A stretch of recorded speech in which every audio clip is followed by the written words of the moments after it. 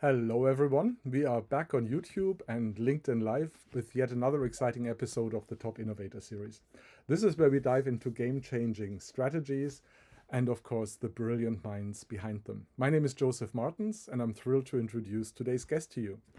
With us today is Susan Petty. Susan is the president and founder of AltaRock Energy and president and chairman of the board of Hot Rock Energy Research Organization. Both of these organizations are in the geothermal industry. And her focus is on developing new technology to reduce both the risk and the cost in the geothermal energy space. And today we are thrilled to have Susan with us. Susan, it's a pleasure to have you here in this conversation. Great to be here. Susan, you're super accomplished in your career, fabulous journey. I would love to know, when you reflect on your own journey, what do you see as the reasons for your success? What are the secret ingredients that got you to where you are? I tell people that energy and enthusiasm is going to take you far. In order to start new companies, you have to be a risk taker. But anybody who's starting a new company is a risk taker. And so I don't think that that's as important as having the energy to follow through on that risk taking and just being able to persist, follow through, and then taking advantage of any opportunity that arises. You have to be the one that's always in the back of the room, raising your hand saying, I'll do that. I, you know, I, I think that's really important. Tell us how you discovered that. How did you come to that? Was there some difficult experience, something that went wrong, or was that clear to you from the beginning? I've always been like that. Mm-hmm. I've never been, I mean, I I don't want to be too flexing too much here on this, but I've never been the kind of person who was reticent, who was shy about things. I've always been the kind of person who jumped in with both feet and did stuff. And then if it didn't work out, or I could see it wasn't going to work out, I always had an exit and onto something else. I think I'm really in favor of that fail fast kind of attitude. Get in there, do what you can. If you see it's not working, get back out, go do something else. All of the something else as I've done in my career have been in the geothermal space because my education, my background, all led to that. And once you get smart on one particular area, you see the opportunities, I think, in that area. Yeah. But it's that ability to say, okay, I'm going to take this risk and I'm going to see it through as far as I can. And if it's not working out, I go do something else. Now, you talked about risk a couple of times. What was a big risk that you took? One of the biggest risks I've taken in my life is starting AltaRock with venture capital. This was a real case of fools rush in where angels fear to tread. No one had ever started a company in geothermal with venture capital. Now, there have been some more, right? We see a number of companies doing this. But back when I started AltaRock in 2007, no one had done that before. Geothermal was viewed as kind of like oil and gas. You had exploration costs and all these kind of things. And I said, okay, great, I'm not doing that. I feel like there's technology that we could develop in geothermal that would help us reduce the cost and also improve the risk profile. Because at the time, geothermal projects were often identified and then people would get down the road with them a bit and they would find, oh, this isn't going to be economic. And they already spent a bunch of money and they had no way of, really exiting without losing their shirts. And then the next person would buy that project and be able to develop it successfully on the back of that poor person who had not been able to. Yep. So I felt like there were technologies that could be developed that would make this process lower risk. And the main thing was enhanced geothermal systems. So I felt like, okay, if we had that backup plan, if we have a natural system, great, that you should develop that. That's the cheapest way to go. But if we find heat and no natural circulating system. We need some technology to make that into something that's workable.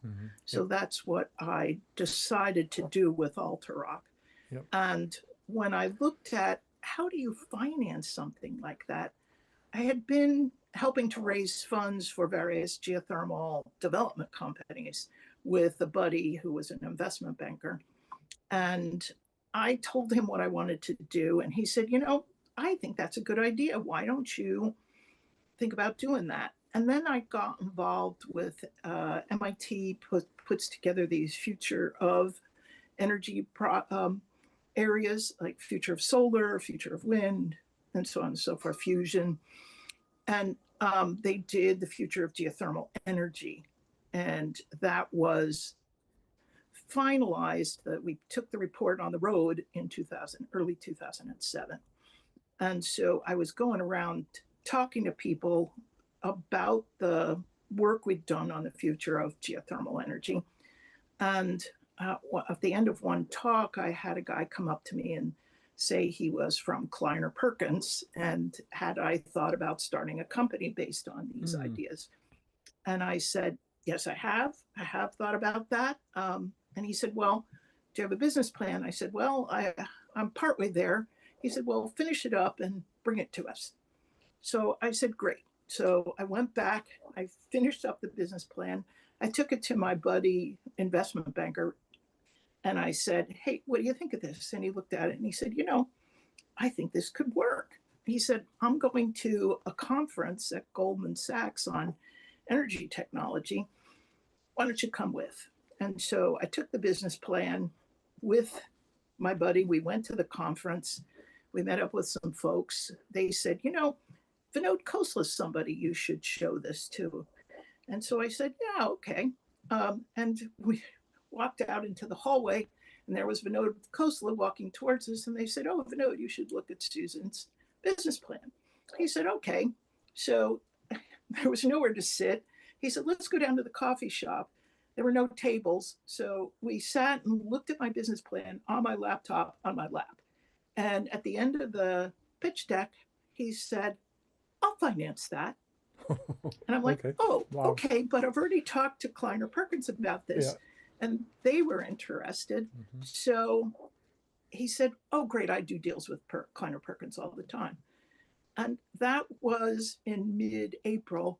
By the end of June, I had a term sheet from Kleiner Perkins and from Khosla Ventures, and I started the company.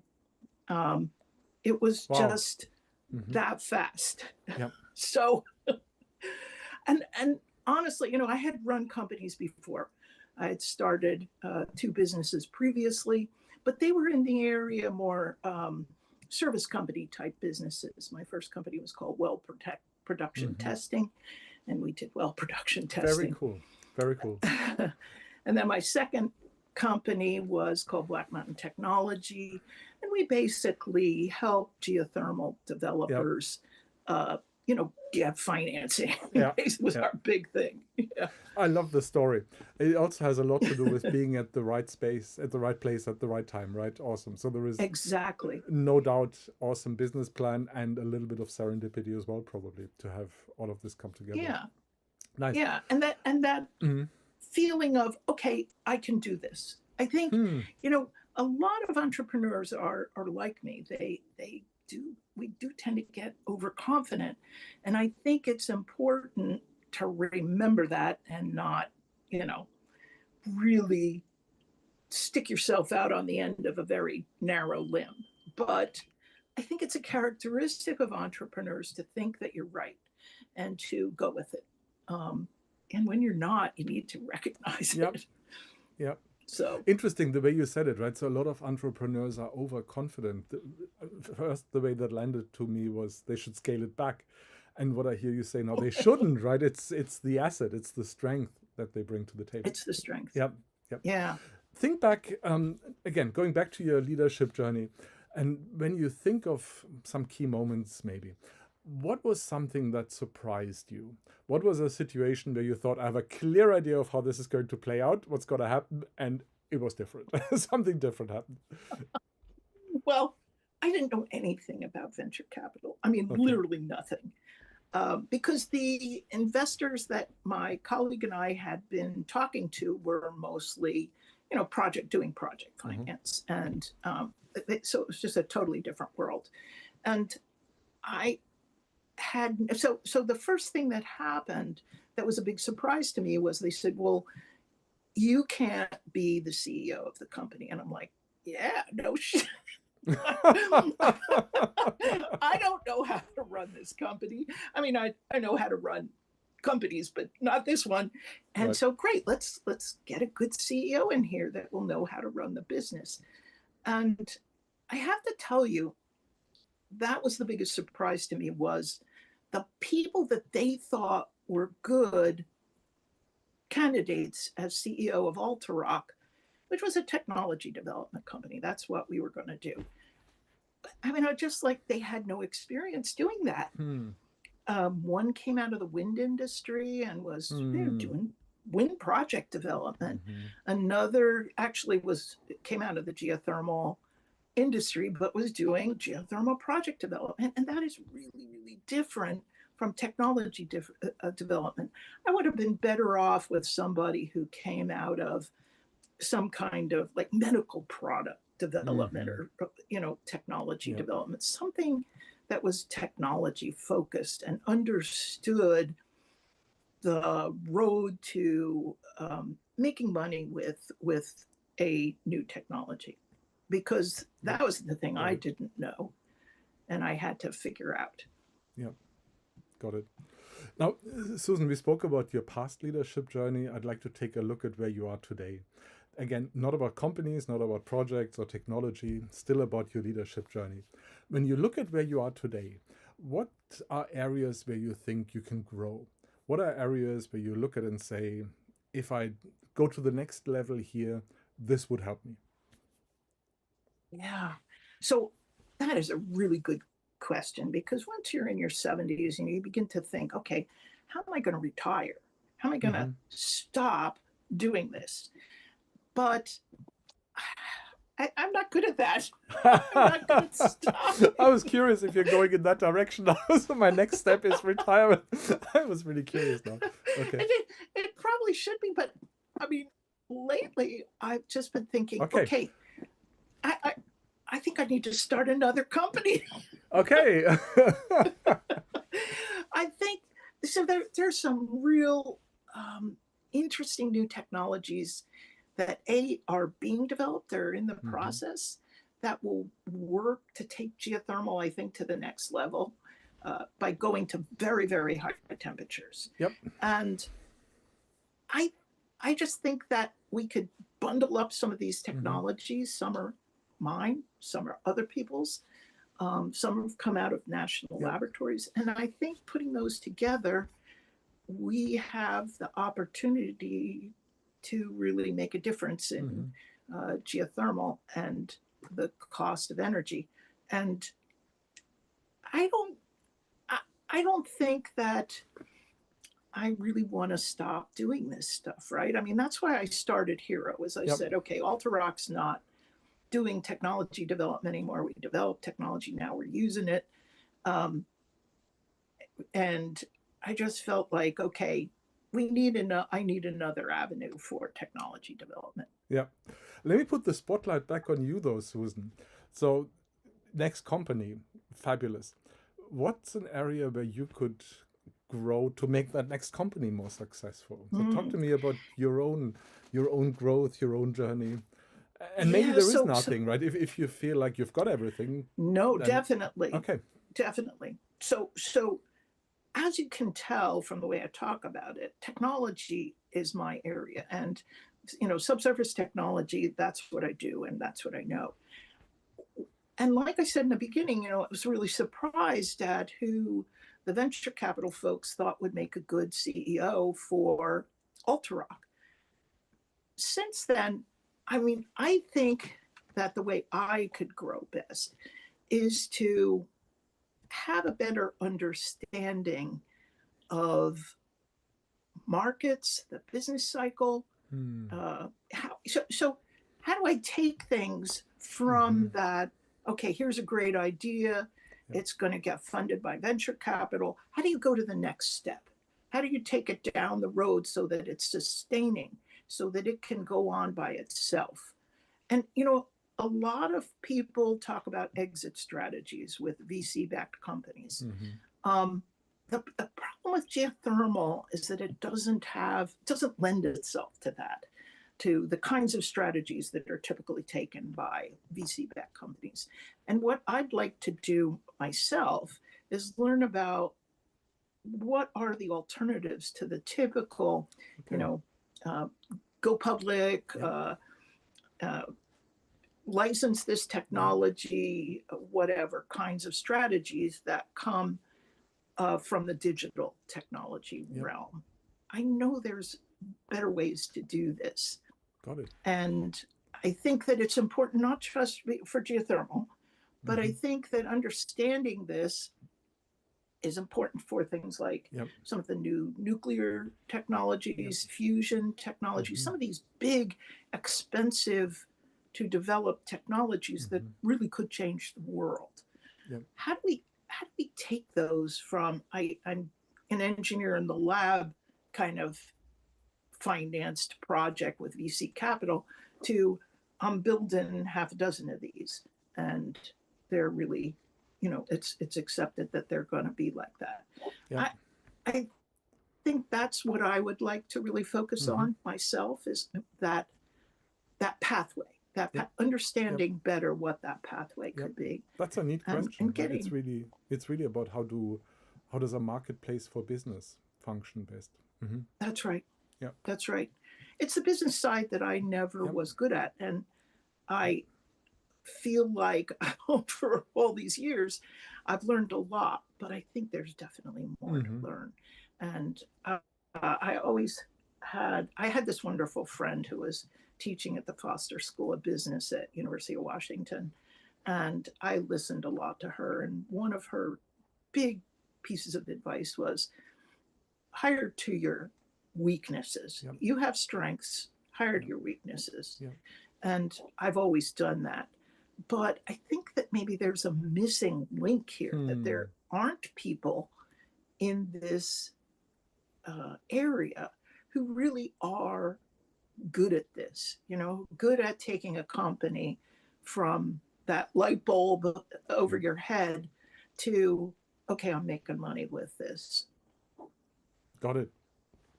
Let me ask you a last question, Susan, and then we're going to land the plane.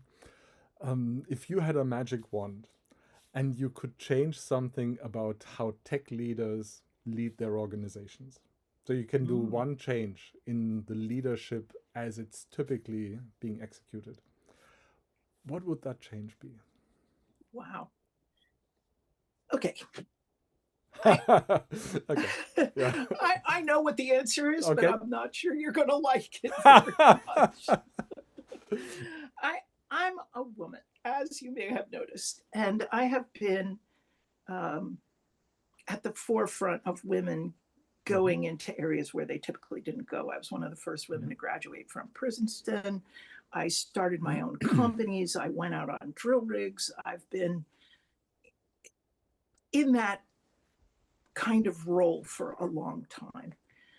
And yet I see a lot of leadership from men is they want to be hierarchical. They want, a top-down kind of a leadership structure. They want to have, them on top, and then middle management, and then worker bees. And I find I have never felt comfortable in that kind of environment. I think that collaborative environments are much better, and you can't put people in boxes. You can't say, oh, you are this is your role, you're the VP of whatever, you stay there and do that. You've got to listen to people's ideas, because they're there too, and they have ideas. And I think that a lot of male CEOs have a tendency to not do that, and they don't like being collaborative. Now that's obviously not true for all male CEOs, but I find that women tend to be more collaborative. There are very few women CEOs, so we don't, you know, we don't know, right, really how we'd do as women if there were a lot more of us. But I think we would do a better job at being collaborative, at working together, at really listening and understanding what the people that are with us are telling us, and try and accept those new ideas. Neat. Very neat. I hope you put this to practice in your next company. I'm curious curious to see that and see a living model of that. Susan, it's been a real pleasure having you here. I really enjoyed the conversation. Thank you so much for being here with us today. Well, thank you. And it was great to have this opportunity. To everyone else out there, make sure to like, share, and subscribe. And most importantly, join us again for our next episode of the Top Innovator Series. And most importantly, keep your brain cells active.